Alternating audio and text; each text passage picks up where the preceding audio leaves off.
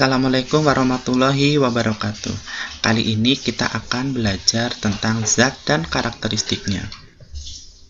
Zat dan karakteristiknya pada pokok bahasan ini yang akan kita pelajari meliputi 4, yaitu materi atau zat, karakteristik atau sifat zat, perubahan zat, dan pemisahan campuran. Materi atau zat adalah segala sesuatu yang memiliki massa dan menempati ruangan. Zat sendiri itu dibedakan menjadi dua, ada zat tunggal dan ada campuran. Apa itu zat tunggal? Zat tunggal adalah materi yang memiliki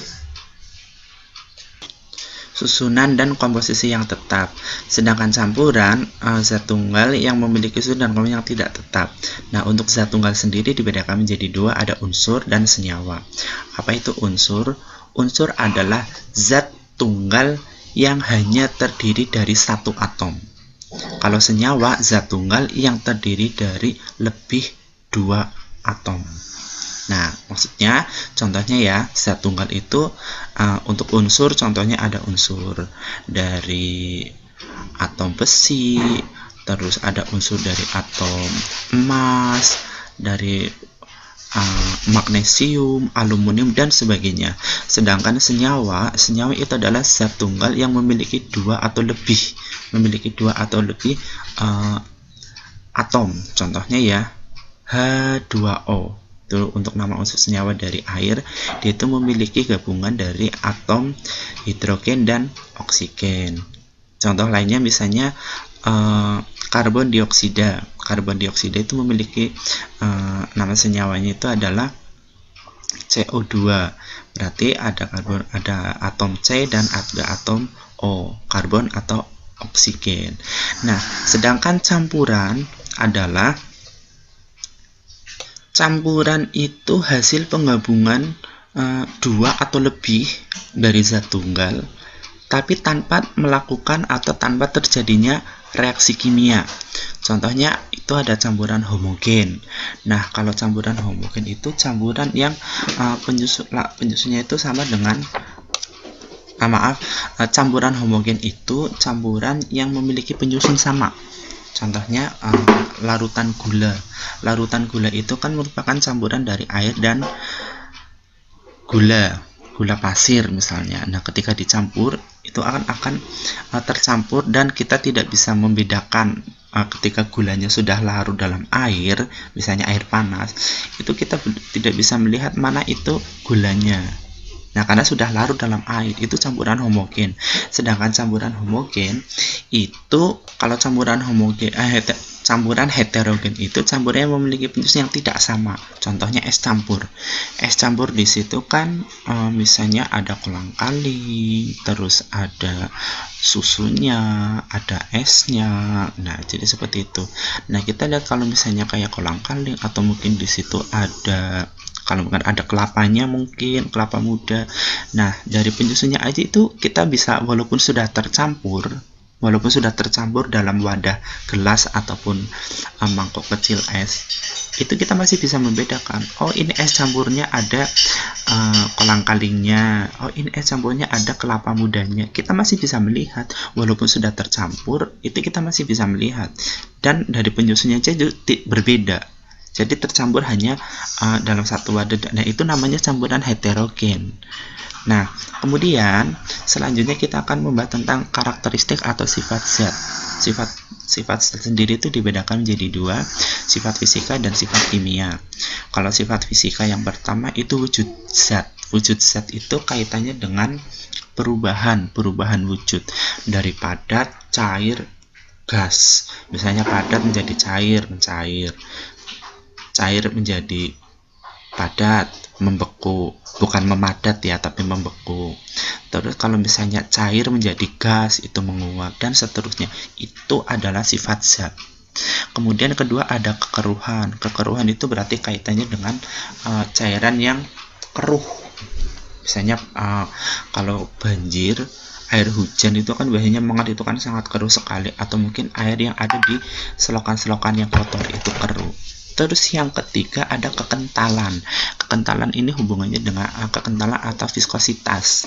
Misalnya kita bandingkan antara air air minum atau air keran dengan minyak atau oli. Nah, ini memiliki tingkat kekentalan yang berbeda. Selanjutnya ada titik didih, titik leleh, dan titik beku. Kalau titik didih ini terjadi pada saat benda itu mengalami titik penguapan. Misalnya ya, air itu mendidih pada suhu 100 derajat Celcius. Itu namanya titik didih. Terus ada titik leleh atau titik cair atau titik lebur, peleburan atau pencairan. Dan yang ketiga selanjutnya ada titik beku. Kalau pembekuan contohnya ya yang paling mudah itu ketika air didinginkan itu nanti akan membeku. Kemudian selanjutnya ada kelarutan, kemagnetan, massa jenis, kekerasan, dan kelenturan. Kalau kelarutan berarti kaitannya ketika dua buah zat atau lebih ketika dicampur itu mengalami kelarutan. Contohnya yang tadi itu gula dimasukkan atau dicampurkan dengan air panas, itu nanti akan larut. Selanjutnya kemagnetan. Kalau kemagnetan ini otomatis kemagnetan atau kalau misalnya orang Jawa bilang itu besi berani gitu kan. Nah, kemagnetan ini ada benda-benda yang bersifat magnet. Misalnya ada mainan anak-anak itu yang ditempelkan di pintu kulkas itu ada magnetnya. Atau mungkin benda-benda lain itu yang hubungannya dengan atau yang menggunakan magnet. Kemudian massa jenis. Kalau massa jenis dengan massa itu berbeda ya. Kalau massa jenis itu besarnya massa tiap satuan volume. Maksudnya apa? Misalnya ya, ada sebuah benda yang memiliki massa 10 kg. Memiliki massa 10 kg. Ternyata volumenya itu 10 meter kubik, katakannya seperti itu, atau 10 meter pangkat 3. Nah, massa per satuan volume berarti 10 kg dibagi 10 meter kubik. Nah, berarti massa jenisnya 10 bagi 10. 10 bagi 10 itu 1. Berarti massa jenis benda itu 1 kg per meter kubik. Itu namanya massa jenis.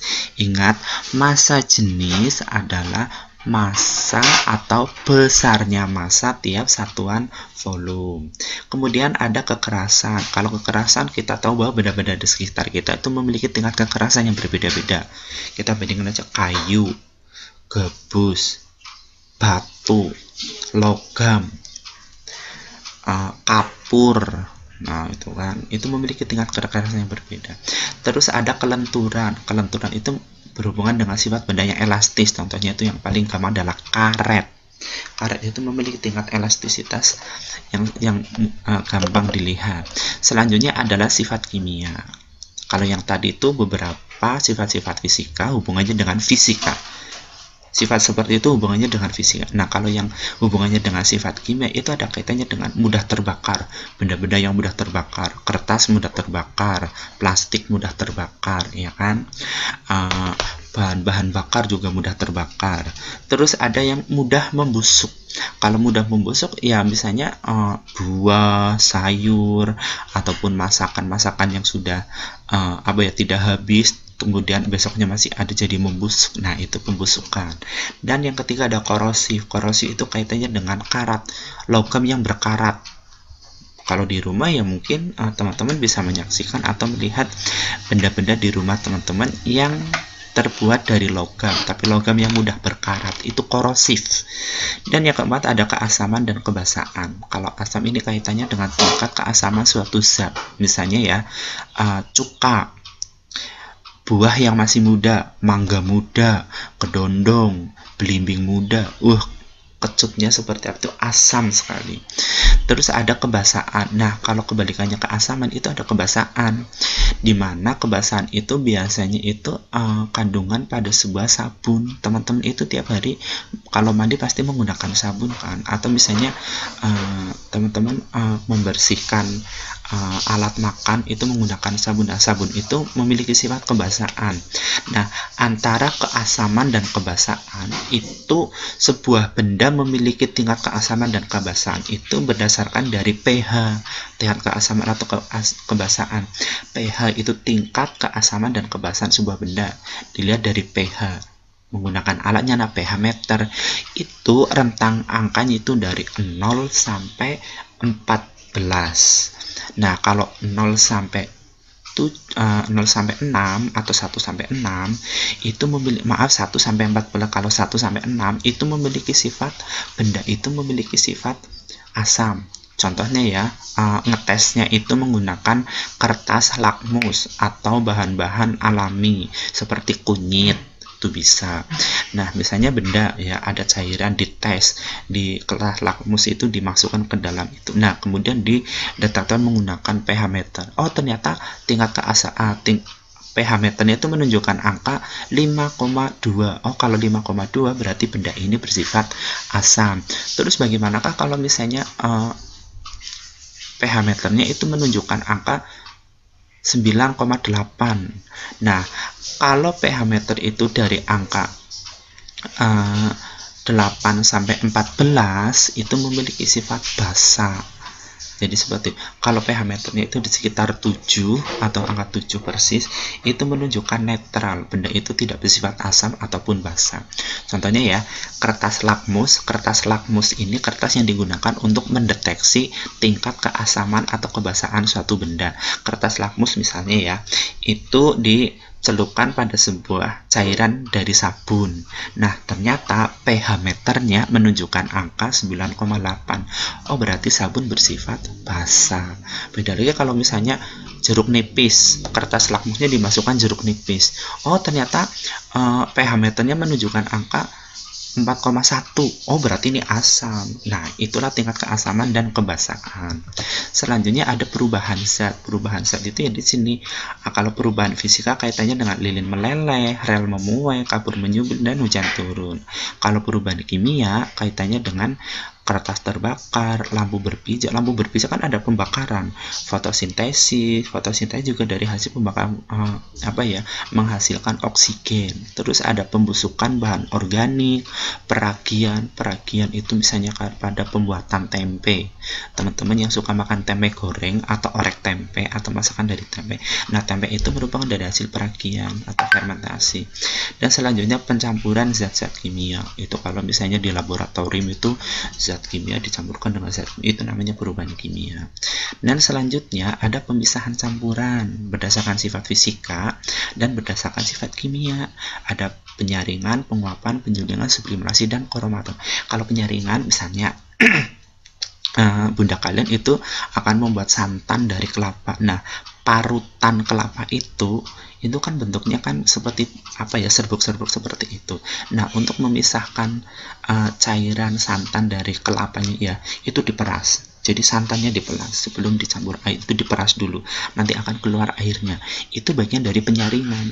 Terus yang kedua ada penguapan. Kalau penguapan itu terjadi pada industri pembuatan garam, misalnya di pantai-pantai atau di tambak. Itu cairan yang air laut kan rasanya asin. Nah, itu karena banyak mengandung garam. Bagaimana cara membuat garamnya? Itu dipanaskan. Ketika dipanaskan, airnya menguap, garamnya akan tetap di situ dan akan membeku membentuk garam yang kita makan setiap hari.